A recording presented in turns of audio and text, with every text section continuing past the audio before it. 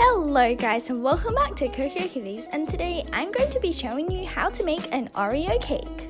But before we get started, here's a shout out. And thank you so much for 200 subs, that means so much to me. Comment what you want for a 200 sub special.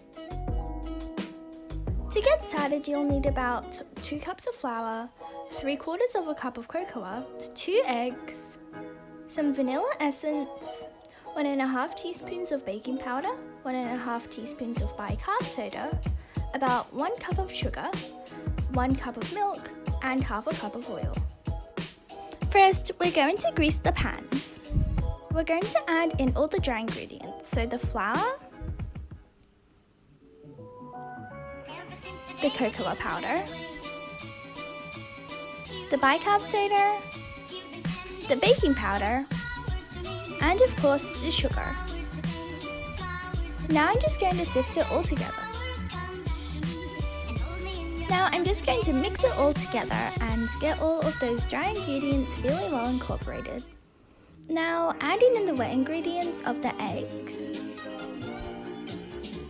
the oil,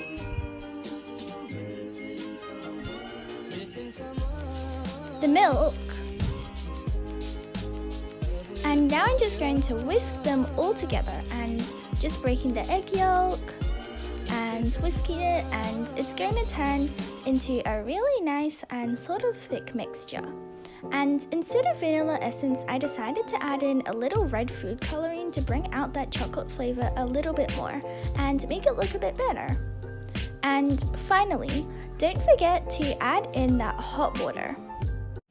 So this hot water, actually boiling water, is what's going to make the cake really nice and moist. So I'm just keeping the whisk out of the hot water as much as I can so that no plastic dissolves into the batter. And I promise this is not tomato soup. Now let's just pour this into the cake tins and put it in the oven at 180 degrees Celsius. Now we're going to move on to the frosting. We're going to add in 100 grams of butter, 250 grams of cream cheese, and a bit of vanilla essence. Now we're just going to mix them all together. I did end up using an electronic mixer, and now we're just going to add in some icing sugar and mix it in again. The reason why I chose to use an electronic mixer was because the spatula or the whisk wasn't really incorporating it all together and making it really nice and fluffy, so that's the reason why. So I'm really sorry, but I couldn't manage to film making the cake, but it looks like these cake emojis when you cut it, but of course not as perfect or as pretty. So here's the final reveal. So this is the Oreo cake. So it's basically chocolate cake with some cream cheese, and it is the most fluffy and moist cake that I have ever tasted. This is now my favorite cake. Thank you so much for watching this video, and again thank you so much for 200 subscribers.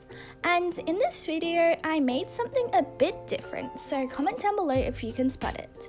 Thank you so much for watching. Bye!